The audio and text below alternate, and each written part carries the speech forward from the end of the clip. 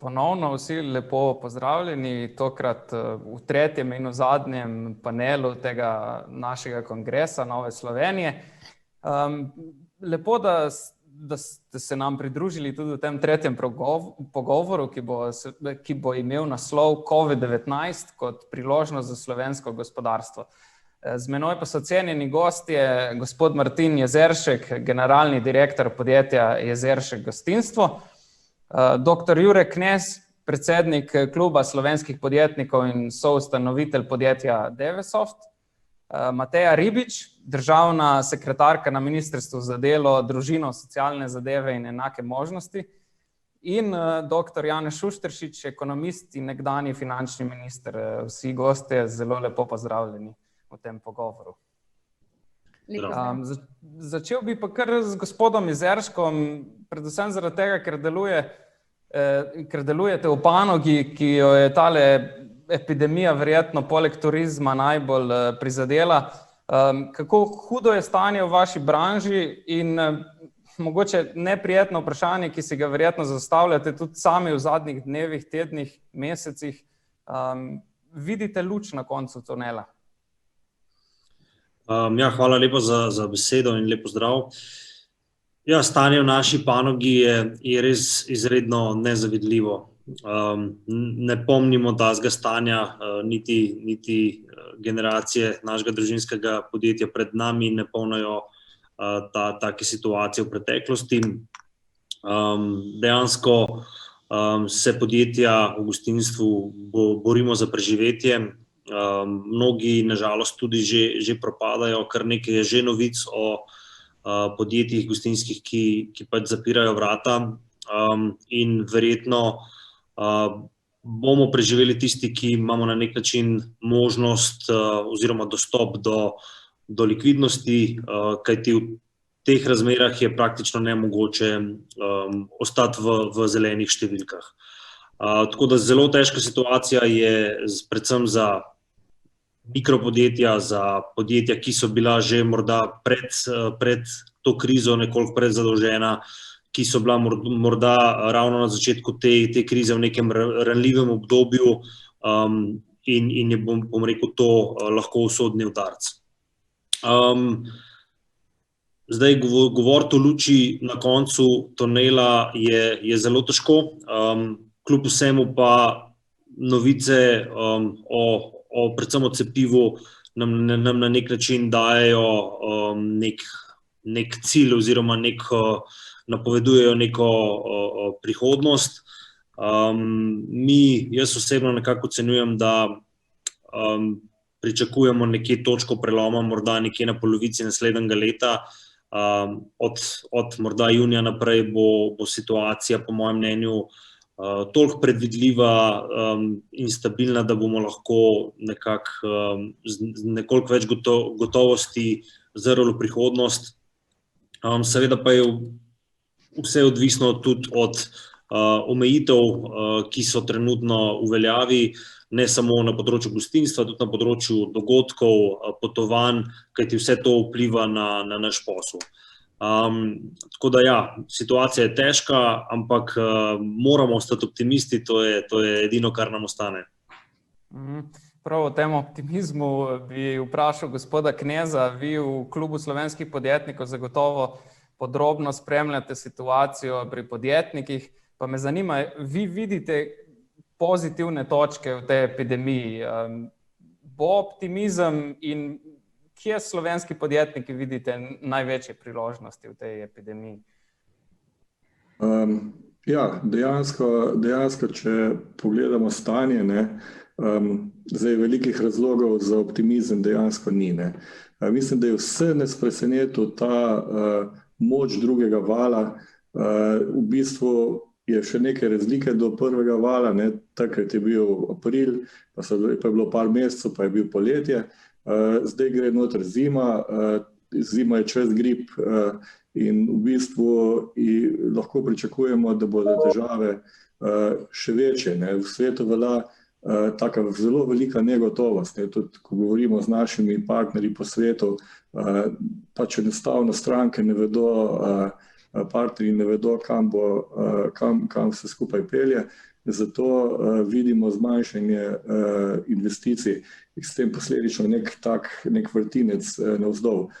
Zdaj, kar je pa pozitivno, pa zelo pozitivno je pa to, da so v bistvu kljub temu stanju, so pa te ukrepi, če gledamo čisto statistično, so povzročili, da je brezposelnost praktično ostala na istem nivoju, da je manj stečajev kot lani, če pogledate statistično, in da v bistvu je Slovenija nekako stopila skupaj in se zaveda, da je potrebno gospodarstvo nekako ohranjati v pogonu. In mislim, da tudi strani gospodarstva se vsi zavedamo, da moramo to nekako preživeti. Da pa je kriza tudi po drugi strani priložnost za tiste, ki so hitri, agilni, ki imajo dovolj kapitala za investiranje v teh časih. Zanimivo je morda tudi to, da so tudi podjetja, da rečemo temu, v isti branži, nekatera precej dobro prenesla to krizo, da tako rečem, ki jo je prinesla s sabo epidemijo, na drugi strani so se pa nekatera precej hitro potopila. Kako gledate na to? Ja, v krizi se delajo razlike, tudi priložnosti se porajajo v krizi in to je na eni strani stvar podjetij, stvar podjetnikov, na drugi strani pa tudi stvar države. Koliko je država agilna za to, da nove poslovne priložnosti lahko dejansko izkoriščamo. In tukaj prihajamo do omejitev in tudi tukaj je zelo, zelo pomembno, da se recimo uredi trg dela čisto dolgoročno. Debirokratizacija je izrednega pomena, da smo hitri, agilni in da lahko izkoriščamo te nove poslovne priložnosti. Zagotovo se bomo k temu še v našem pogovoru še vrnili. Gospa Ribič, na Ministrstvu za delo ste koordinirali, da tako rečem, večino teh protikoronskih paketov, ki so do zdaj bili uveljavljeni. Pa me zanima, kako sedaj gledate nazaj na te ukrepe, ki jih je sprejela država. Se vam zdi, da so bili pravočasni, da so bili učinkoviti? Pa dokdaj tudi mislite, da bo pomoč države sploh še mogoča? Ja, lep pozdrav tudi vsem v mojem imenu. V zvezi s tem bi rekla, da je res situacija izjemna in tako kot sta povedala že moja dva predhodnika, sogovornika, je situacija zelo težka in se niti Slovenija in niti Evropa s čim takšnim, kot je bila zdaj ta epidemija, še ni srečala. Tudi na našem ministrstvu in celotna vlada je imela časa za uvajanje in spoznavanje zelo, zelo malo oziroma ga skoraj nismo imeli in smo se morali z vso to situacijo res zelo, zelo hitro soočiti. Naša vodila pri tem so bila, da je potrebno zagotavljati neko stabilnost v družbi, da je potrebno zavarovati zdravje in življenje ljudi in pa da je potrebno zagotavljati tudi neko varnost, se pravi varnost delovnih mest in tudi varnost zaposlitev. Bistveno, kar je pri tem bilo, je to, da so bili ukrepi hitri, da so bili dobro premišljeni, da so bili ciljani in predvsem, da so bili usmerjeni, kot je bilo že rečeno, v zaščito zdravja in življenj, v ohranjanje delovnih mest, v pomoč gospodarstvu in pa tudi pomoč ranljivim skupinam. Jaz bi rekla in tudi verjamem v to, da so bili ukrepi učinkoviti, to nam kažejo tudi številke, saj po poročanju Umarja smo s temi ukrepi za vsaj 3 odstotne točke omilili padec BDP-ja. To se mi zdi zelo pomembna informacija, kajti to pomeni, da takrat, ko bomo išli iz te krize, bomo nekako hitreje splavali na površje in se bo tudi krivulja hitreje povzdignila oziroma šla navzgor. Skupaj smo v vsem tem času, lahko rečem, da preprečili neko masovno brezposelnost. Številke o brezposelnosti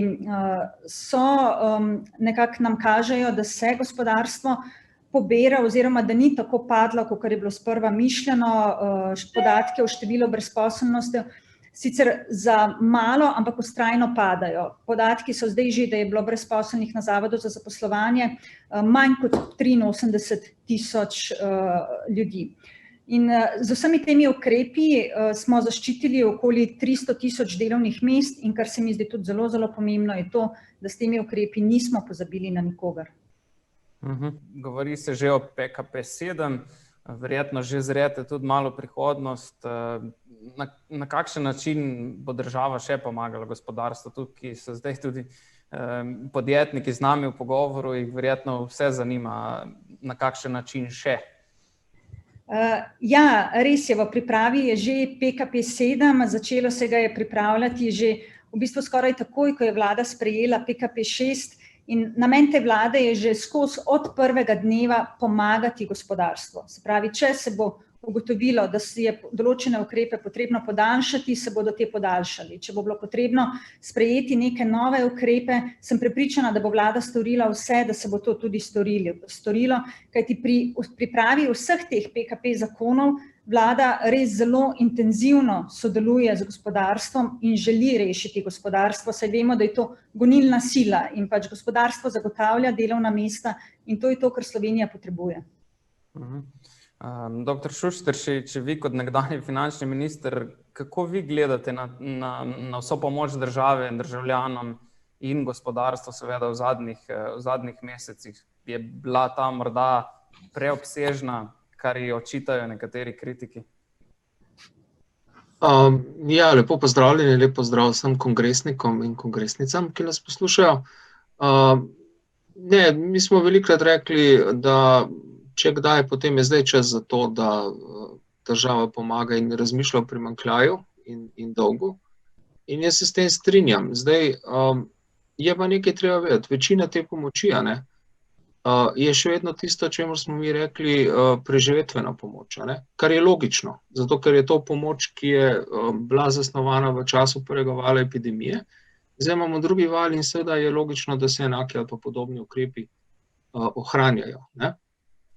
Je pa to pomoč, da se preživi. In tisto, kar mene, zdaj pa makroekonomsko mogoče malo skrbi počasi, je to, da spomladi smo vsi, cel svet, vse inštitucije in tako naprej, razmišlja, pač ta epidemija bo nekaj mesecev, in potem, se pravi, če pomagamo gospodarstvu, ljudem, da to preživijo, se bo potem začele lahko zadeve odvijati približno z enakim tempom, kot so se prej.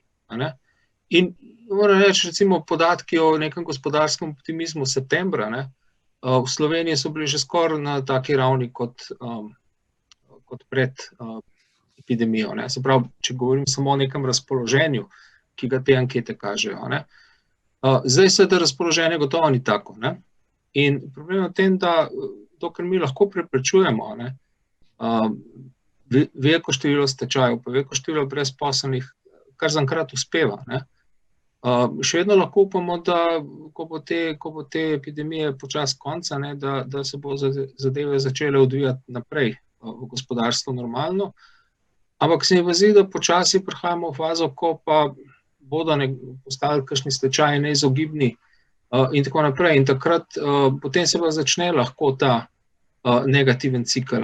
Veste, koliko časa, potem pa začnejo te dobavne verige recimo razpadati in se to začne širiti. To smo videli v prejšnji krizi, ki je trajalo kar nekaj časa, da se je razširila po celem gospodarstvu, ampak ko se je bilo pa težko reševati.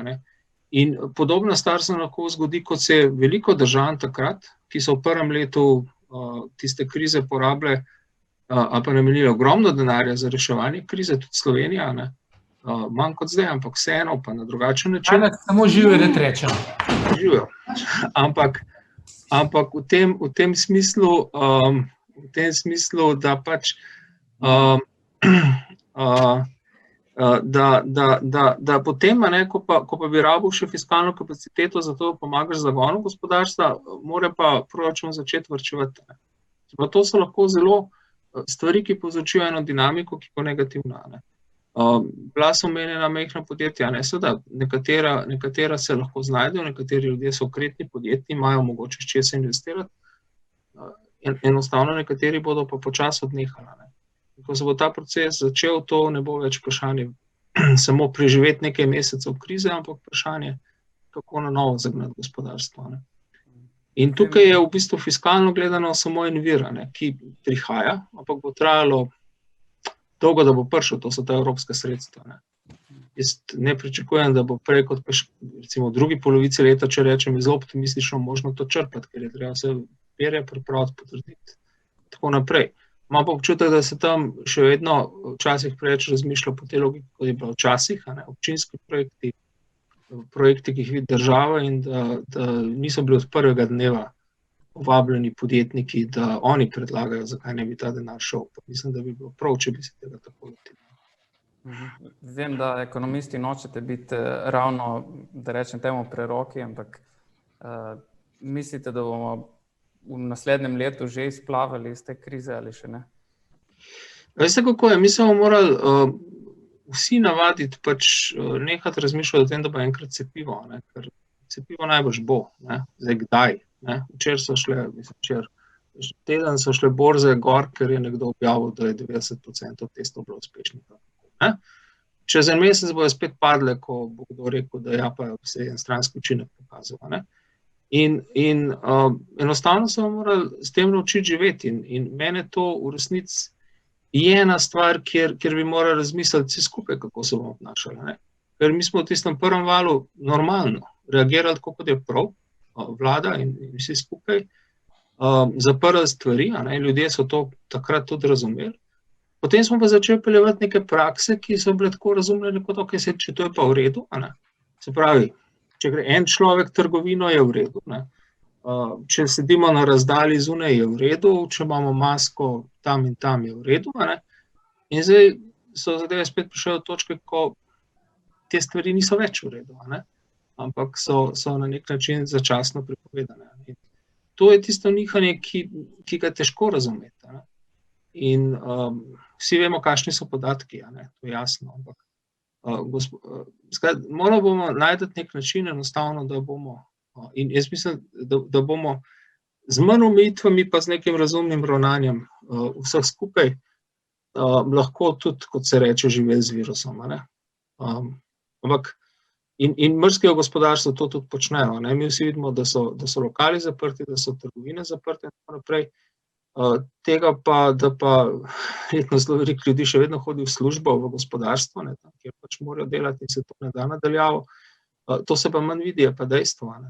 In pač so načini in drugače ne gre, po mojem. Ravno glede na to, kar je dr. Šušteršič zdaj povedal, me zanima, gospod Jezeršek, če poznate načine in dobre prakse v Evropi, recimo in v svetu, na katere so se gostinci znašli in se prilagodili trenutni situaciji. Prav ta prilagoditev situaciji, ker ne vemo, koliko časa bo trajala, pa kdaj bo cepivo in tako naprej, se mi zdi v tem trenutku najbolj ključno. Se strinjate? Ja, seveda, vsi iščemo načine, kako se prilagoditi, kako pride do kupcev na nove načine, ampak kljub vsemu to nikakor ne rešuje težave. Če govorim zdaj o panogi gostinstva, jaz nekako gostinstvo delim na dva dela. Obstaja gostinstvo oziroma gostinski lokali, kamor grejo kupci predvsem zato, ker se želijo najesti. Obstaja pa večji del gostinstva, ki v bistvu je več kot samo prehranska industrija, ampak je to industrija doživeti, se pravi v restauracije, v bare, v različne lokale hodimo tudi zato, ker se želimo nekje družiti, ker se želimo poveseliti in tega se enostavno ne da nadomestiti. In v bistvu majhen del gostinstva lahko nadomesti izpad prihodkov z recimo dostavami, z selitvijo dela storitve na splet. Že v svetu je to težava. Slovenija je pa še izrazito majhna in ne preveč gosto poseljena in zato že, ko govorimo o naših lokalih, lahko vidim, da tudi v Ljubljani ni dovolj trga, da bi nekdo lahko preživel zgolj samo z dostavo v teh časih in enostavno ne gre. In zato, če želimo na dolgi rok ohraniti, ne govorim zdaj o posameznih podjetjih, če želimo ohraniti celo panogo, kot je gostinstvo, kot je industrija srečanj, kot je konec koncev tudi letalski promet in tako naprej, moramo enostavno dejansko zdaj tudi živeti to solidarnost na evropski ravni in tudi na ravni države in pokazati, da znamo biti solidarni in nekako se mora odgovornost za zaprtje nekaterih panog, za preseliti oziroma prerasporediti na celotno državo oziroma gospodarstvo in enostavno je treba ukrepati na način, da se najbolj prizadetim bolj pomaga in da se jim ne zgolj pomaga preživeti, zato ker če bomo preživeli, pa potem začeli neko novo obdobje prezadolženi, to še vedno ni rešitev. Ravno pred dnevi je na primer v Ljubljani zaprlo svoje vrata eno podjetje, mikropodjetje, v bistvu zagonsko podjetje, ki se je sicer ukvarjalo z vegansko prehrano, ampak so bili market leaderji na tem področju, so bili ne samo vegansko podjetje, ampak so v bistvu razvijali kulturo prehrane prihodnosti, trajnosti in tako naprej. In področje trajnosti je izrednega pomena in če bo celoten segment turizma in še drugi segmenti neko novo obdobje začel prezadolžen, potem ne bo prostora za razvoj, ne bo prostora za doseganje ciljev tudi na področju trajnosti, ne bo prostora za konkurenčnost na področju delovne sile in enostavno v tem trenutku se z nekaterih segmentov gospodarstva z inovativnostjo, z dostavo hrane, z kuharskimi delavnicami se ne da rešiti situacije in zato še enkrat potrebujemo solidarnost. Gospod Knez, vse več se v zadnje čase govori prav o ciklu, kjer bi v fazi sproščanja ukrepov podjetja mogla ustvariti več, bi bila bolj učinkovita, bolj produktivnejša, potem pa, ko bi prišel, recimo, da bi epidemija trajala več časa, prišel čas zapiranja oziroma hibernacije, zamrznitve dejavnosti, da tako rečem, bi pa vlada pomagala preživeti tem podjetjem. Je to ta model, s katerim bi te ranjene panoge, smo slišali zdaj gospoda Jezerška, tudi mogoče preživele na tak način? Ja, jaz mislim, da je ta hibernacija zelo pomembna. Mislim tudi, da PKP 6 odgovarja na to vprašanje, nekako pri tem pomaga. Je pa treba vedeti, tako kot je Martin dejal, da se rezerve podjetij manjšajo. In recimo, ne vem, moramo biti tudi pragmatični na eni strani, zaradi tega, ker ko gremo po ulici, vidimo, da so naše dame še kar zelo dobro urejene in moramo vedeti, živimo na Balkanu in določene stvari, ki se zdijo mogoče, da pomagajo, v tem primeru zaprtje frizerskih lokalov, pa v bistvu še povzročajo stranske efekte, ki so še veliko slabši. Jaz mislim, da se je treba tega zavedati. Mislim, da moramo podjetja nekako tudi sprejeti neko zavezo odgovornega ravnanja. Vsekakor ne želimo, da bi recimo ustvarjanje BDP-ja dodane vrednosti, da bi povzročila težave na zdravstvenem področju in da moramo delati, ampak da moramo delati na odgovoren način, da dejansko, da ne bomo povzročitelji širjenja okužb. Obstajajo podjetja, ki so se tej krizi uspela prilagoditi, pa me zanima, kje je skrivnost? Je možno najti nek tak model, kjer bi rekli, evo, to pa je recept za to, da bo našemu gospodarstvu uspelo? Ja, jaz mislim, da je prva osnova, tako kot sem dejal, je, da se te norme, glede na novo situacijo, da se upoštevajo. Mi pred razglasitvijo prve epidemije smo govorili z našimi Kitajci, z našimi kolegi in dejansko smo videli, da moramo podjetje urediti po principu nekih čistih sob, da bomo lahko se izognili okužbi.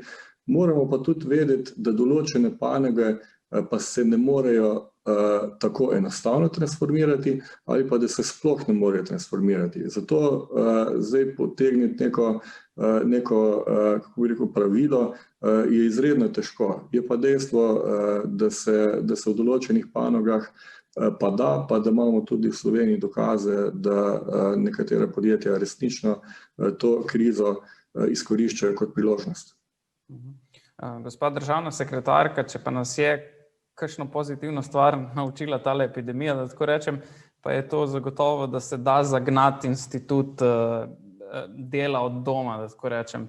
Tudi digitalizacija je v tem času vsaj malce pospeška dobila, čeprav se je zdelo, da je v Sloveniji nikoli ne bo. Delo od doma je pa še poseben primer. Se vam zdi, da smo zdaj dokončno ugotovili, da je delo od doma vsaj da prinaša dobre stvari, da ne rečem, da je dobra stvar? Ja, v bistvu je res tako, kot ste rekli, da kakor je korona prinesla na eni strani veliko stisk, veliko izzivov, veliko težav, je v bistvu na tej drugi strani, na področju dela od doma, prinesla res en zelo potreben pospešek na tem področju. V bistvu že takrat, ko je bil naš minister Janez Cigler Kralj kandidat na zaslišanju za ministra, je že takrat rekel, da je na tem področju potrebno narediti napredek, zato ker ima to resnično neke multiplikativne učinke.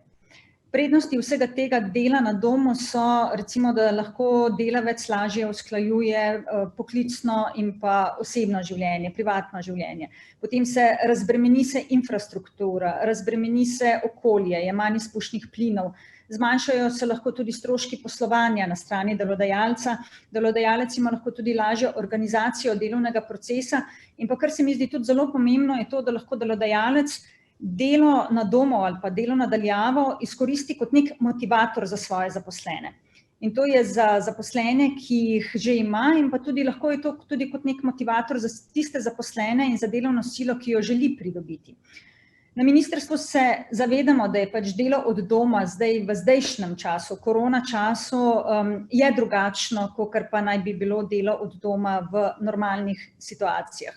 Pač zdaj je bilo to res zelo naporno in je naporno, poleg dela je potrebno še varovati otroka ali pa imaš šolanje na daljavo, gospodinjska dela je potrebno opravljati. In na ministrstvu, ko razmišljamo, kako urediti to delo od doma, želimo v bistvu ohraniti vse prednosti, ki jih ima to delo, po drugi strani pa želimo zmanjšati tudi pasti, do katerih se srečujemo. Kajti bili smo opozorjeni na to, predvsem, da delavci nimajo te pravice do odklopa oziroma da zelo težko uveljavljajo to pravico do odklopa in da tisti delavci, ki delajo od doma, delajo potem kar od jutra do večera in so tudi priklopljeni na računalnik od jutra do večera.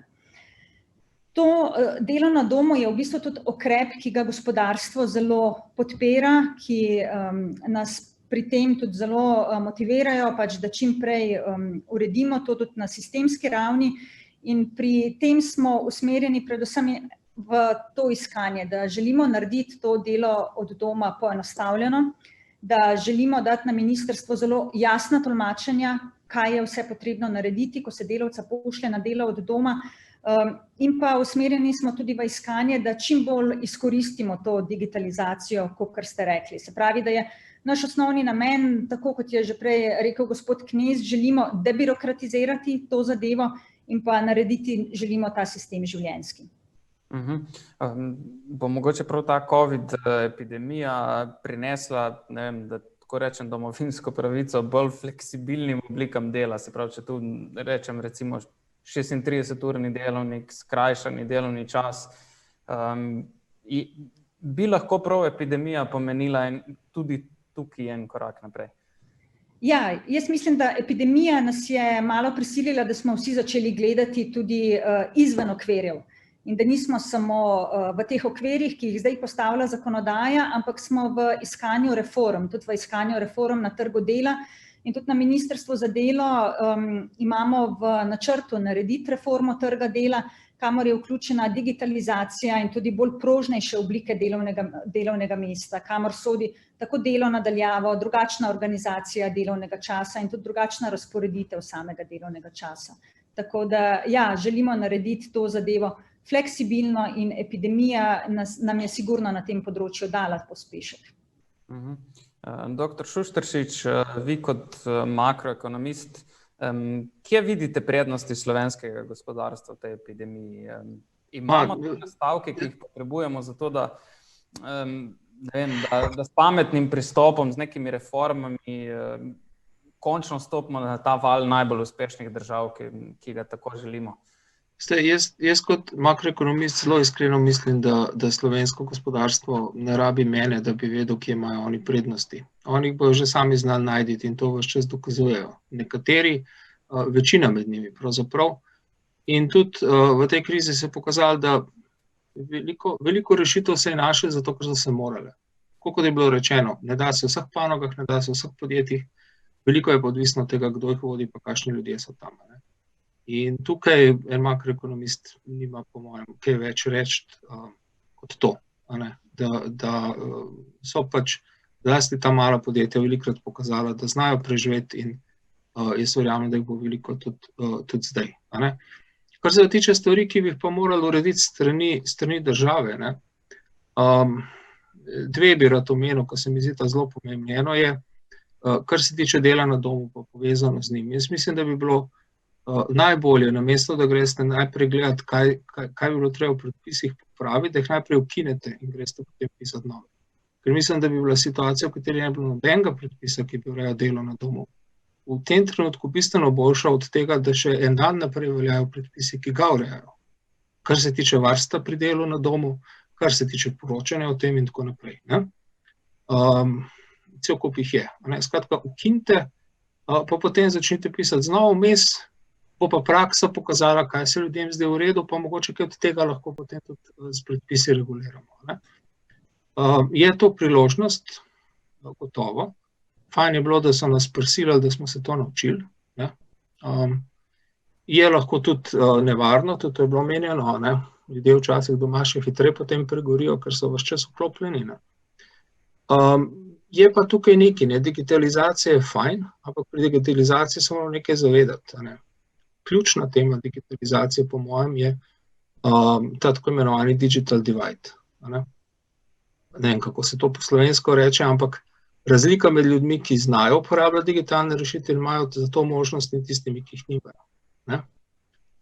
Kaj se je pokazalo pri delu na domu, kaj se je pokazalo pri šolanju na domu, da pač za to, da doma res delaš, rabiš mogoče malo drugačno opremo, začenši z internetno povezavo, potem z računalniki in tako naprej, ureditvijo sobe, prostora, kot jo imaš sicer doma. In ni vsak v stanju v Sloveniji, da si to sam uredi. Niti ne more delodajalec od nekoga pričakovati, da si bo to sam uredil. Zato, ker je se delodajalec odločil, da je lažje organizirati delo, če so ljudje doma. Tako da tukaj imamo resne probleme, lahko, in ki se jih po mojem premalo zavedamo. Če pogledate to COVID aplikacijo, ki se tako oglašuje, a je kdo, preden je to začel oglaševati, preštel, koliko ljudi v Sloveniji si lahko naloži aplikacijo, ki zahteva iOS ali Android? In kolikšen odstotek ljudi v ogroženih skupinah, recimo koliko ljudi nad 60 let ima pametne telefone? In mi zdaj kot rešitev ponujemo nekaj, česar veliko ljudi ne more uporabljati. In če se bo digitalizacija delala na ta način, potem se bo marsikoga pustilo zadaj, marsikoga pozabilo. In digitalizacija mora biti prva stvar, pri kateri bomo rekli, da nihče ne sme ostati zadaj. In to zahteva od države, pa od podjetij, investicije v čisto druge stvari, o katerih smo do zdaj razmišljali, ko smo govorili o digitalizaciji, večina. Ne gre več za broadband, ne gre več za fancy rešitve na nekih spletnih straneh. Gre za to, da se ljudem pomaga vsakemu, vsak dan uporabljati te rešitve. In tukaj bomo imeli velike probleme, če ne bomo o tem razmišljali, dokler je časa. Ne. Druga stvar, ki bi opet rekel, ko se govori o reformi dela, o tem smo se mi tudi veliko pogovarjali, tudi v tej naši skupini, po fleksibilnosti dela, ampak to sem šel zadnjič malo podatke gledati. En podatek, ves čas gledam, kaj se dogaja s samozaposlenimi, ker so bili posebej ukrepi za njih in se mi zdi, da tudi tukaj podatki kažejo, da v bistvu so bili ukrepi v redu, za večino, tako rečem. Ampak gledajte, v Sloveniji imamo 200 tisoč podjetij približno. Imamo 100 tisoč samozaposlenih približno. Imamo 800 tisoč zaposlenih. Kaj to pomeni? Ne? Na manj kot 3 delavce pride en delodajalec. Ne? In mi še vedno, tudi jaz priznam, o politiki trga dela razmišljamo tako, da so tam na eni strani delodajalci, na drugi strani delavci. Da eni rabijo take ukrepe, eni druge, da so to neke nasprotne strani. Poglejte, kdo so delodajalci. Delodajalci so tega prijazna, inovativna, krasna gospoda, ki tam ne sedi, tam Martin in Jure. Lahko bi bila vaša soseda, najbrž od koga tudi sta. Ne? In jaz, ko pogledam mojo ulico, kjer je 7 hiš na Google Maps, mislim, da 2 nimate označeno, da je tam registriran kakšen SP ali pa del. Mi moramo enkrat dojeti, da delodajalec je naš sosed, ne naš nasprotnik, da lahko si v svojem življenju nekaj časa delodajalec, nekaj časa sam svoj delodajalec, nekaj časa delaš za nekoga drugega in da to niso neke nasprotne strani. In to je tudi logično. Drugo vprašanje, koga imamo pred očmi, to je tako, taka karmična vaja. Kaj vizualiziraš, ko rečeš slovenska podjetja? A vizualiziraš Gorenje, a vizualiziraš tistih par velikih, ali vizualiziraš tisto, kar je res. V Sloveniji je 96% skoraj podjetij, ki imajo manj kot 10 zaposlenih. Večina teh ima najbrž 3, če je en delodajalec na 3 delavce. Nisem šel zdaj tako podrobno gledati. Ampak, ko rečemo slovenska podjetja, si moramo predstavljati to množico ljudi, ki delajo zase, pa omogočajo še 3, 4, 5, 6, 7 drugim, da imajo tudi oni delo. In potem skupaj, verjetno kot ekipa, v marsikšnem primeru rešujejo takšne stvari, kot so te krize. Takšni ljudi moramo imeti pred očmi. In ko delamo te politike na trgu dela in tudi za spodbujanje podjetništva. In to je popolna, po moje, sprememba optike, glede na to, kar smo bili do zdaj navajeni. Gospod Jezeršek, glede na to, kar je gospod Šušteršič zdaj povedal, me zanima, enkrat bo te epidemije zagotovo konec. Me pa zanima, kaj boste takrat podjetniki želeli od države. Vem, da je tukaj precej enih področij, ki bi si jih želeli, da bi bile boljše od debirokratizacije naprej. Pa me zanima, kakšna taka stvar, ki bi vam prišla zelo prav pri vašem delu. Ja, zagotovo je debirokratizacija kar visoko na lestvici prioritet. Zdaj, če govorim o okrevanju, predvsem panoge turizma, jaz mislim, da pomembno je, da se čim prej spet vzpostavijo ti globalni turistični tokovi in da se v bistvu spet z nekimi subvencijami privabi mednarodne letalska podjetja, da se odpirajo nove linije in tako naprej, kajti zagotovo je turizem panoga, ki je najbolj prizadeta in ima tudi izredno velik multiplikativen učinek. Poleg tega pa to nekako, kar sem že omenjal, da največ, kar lahko naredimo, da nam bo kasneje lažje, je, da se z trenutnimi ukrepi izognemo dolžniški krizi. Kajti iz preteklih izkušenj, pretekle krize se zelo dobro vsi spomnimo, kako lahko dolžniška kriza zaustavi razvoj. In mislim, da lahko predvsem zdaj naredimo več, da nam bo potem lažje. Seveda bo pa potrebno z raznoraznimi pristopi zagnati gospodarstvo, ampak tukaj sem prepričan, da makroekonomisti bodo znali te predloge boljše oblikovati, kot jih bom znal jaz. Skratka, tudi na področju gospodarstva, tako kot na področju zdravstva, bi rekel, da je pomembna preventiva in da že zdaj naredimo več, da nam bo kasneje lažje. Doktor Knez, mogoče, če imate še vi kakšno stvar za dodati, drugače pa me predvsem zanima glede v navezavi na gospoda Šušteršiča, kako spremeniti to dojemanje ljudi, da ne bojo na, da rečem, delodajalca gledali kot na nekaj zlobnega, da tako rečem, ampak na soseda, ki pač sam pomaga, ki tudi pomaga tej državi, da lahko gre naprej. Jaz mislim, da smo tukaj še vedno malo zgodovinsko obremenjeni s sistemom, v katerem smo bili nekateri rojeni. Potem pa še tajkunske zgodbe pri prehodu v tržno ekonomijo niso pomagale k temu, ampak se mi zdi, da se stanje, recimo vsaj v naših krajih, se že spreminja, da moramo poudarjati uspešne in poštene podjetniške zgodbe. Je pa dejstvo, da podjetniki pa vseeno imamo nekoliko višji rejting kot politiki, tako da do nekje smo že prišli. Kar se tiče pa ukrepov, se mi zdi pa, da je recimo ena stvar, ki meni manjka pri teh ukrepih, je, da imamo na eni strani zelo velike potrebe na določenih področjih, zelo velike stiske ljudi, na drugi strani pa veliko ljudi, ki čakajo na delo. In dejansko je res škoda, da nismo našli do sedaj nekega načina, kako bi te ljudi prelili, kako bi aktivirali čakajoče na delo in da bi s tem zmanjšali stiske tako onih, ki pomoč potrebujejo, tako tistih, ki čakajo na delo, ker to tudi ni prijetno za večino ljudi. In nasplošno se mi zdi, da ta ureditev trga dela, fleksibilizacija dela je tista stvar, ki bi lahko Sloveniji pomagala k enemu koraku naprej, ker zdaj po trenutni zakonodaji je pa dejstvo pri vseh socialnih pomočeh, da se zdi, kot da je v Sloveniji taka kategorija nedelo, da nedelo bolj spodbujamo kot delo. In to je tista stvar, ki se mi zdi, da je potrebno pa čim prej spremeniti. Gospa Ribič, ene teme bi se tukaj dotaknil. Jutrišnja delovna mesta zagotovo ne bojo ista, kot so današnja, da rečem temu tako.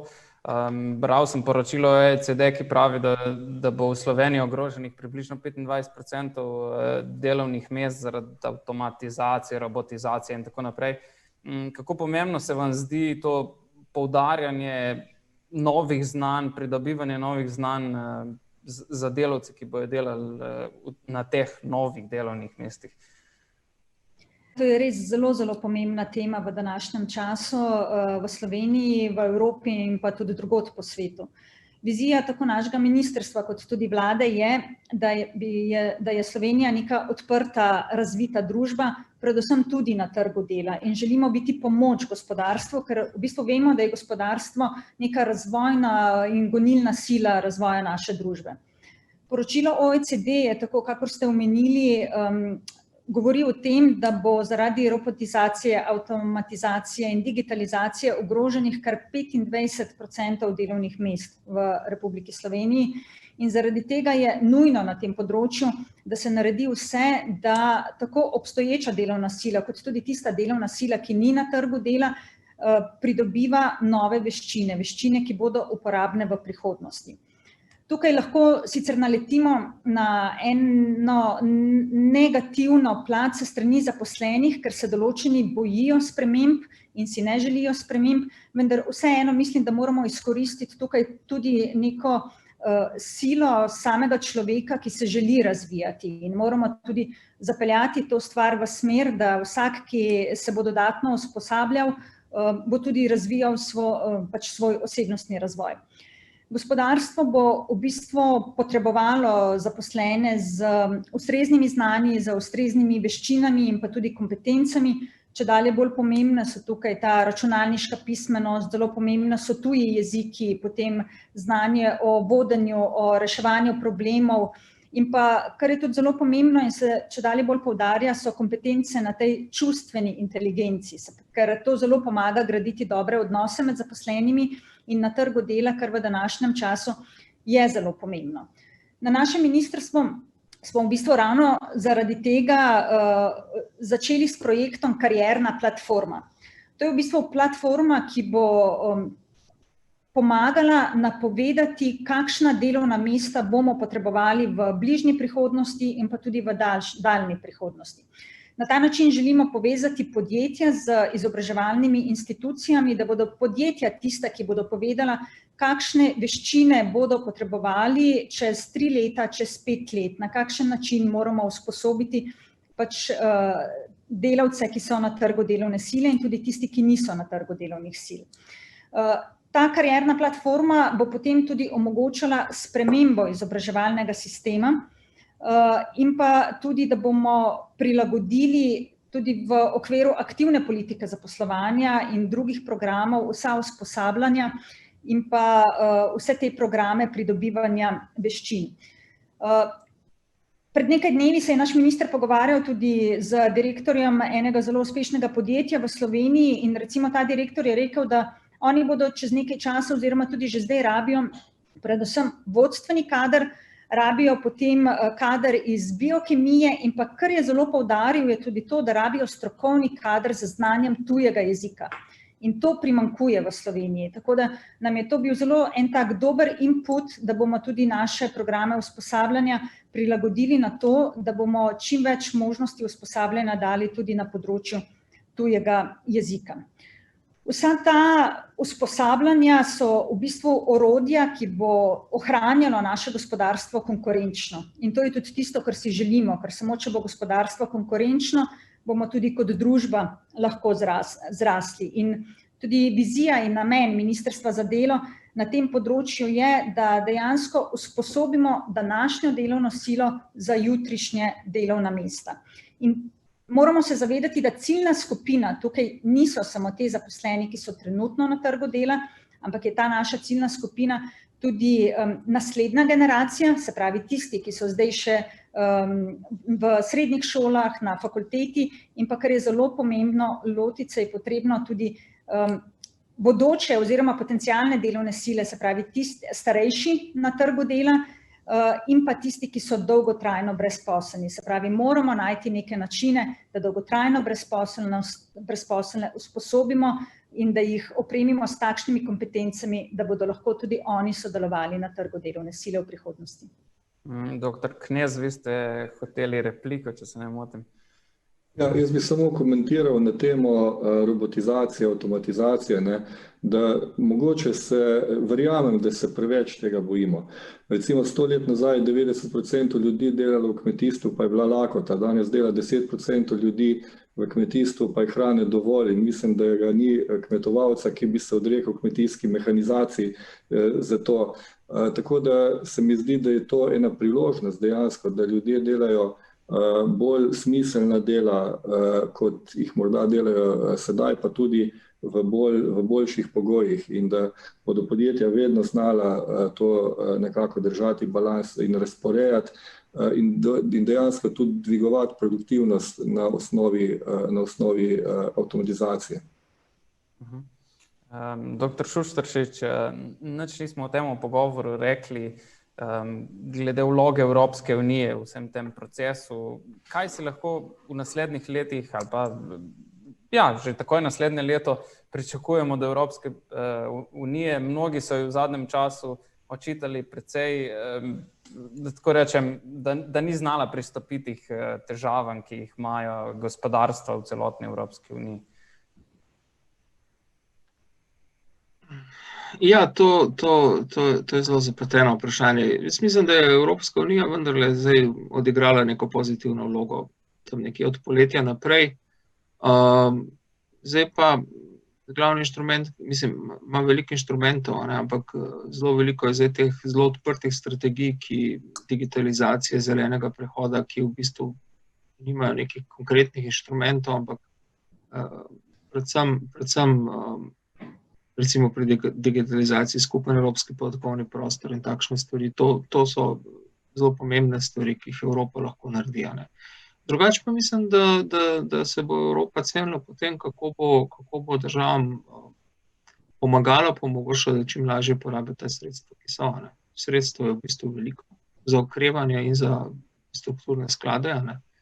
Za nas jih je več kot dovolj.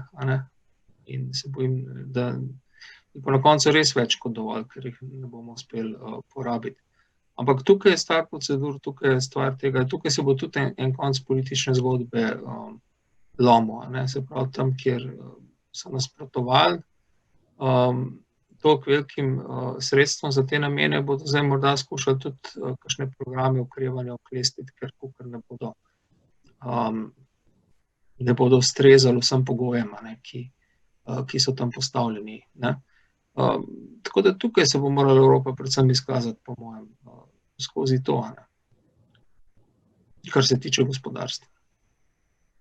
No, hvala lepa tudi za tole. Takole pa smo prišli, dragi gostje, tudi do konca tega tretjega panela na našem kongresu. Najlepše hvala, da ste si vzeli čas, da ste spregovorili o vseh teh mojih, odgovorili na vsa ta moja vprašanja. Jaz upam, da je tudi kakšen podjetnik, ki nas je spremljal, dobil malce motivacije za svoje delo vnaprej.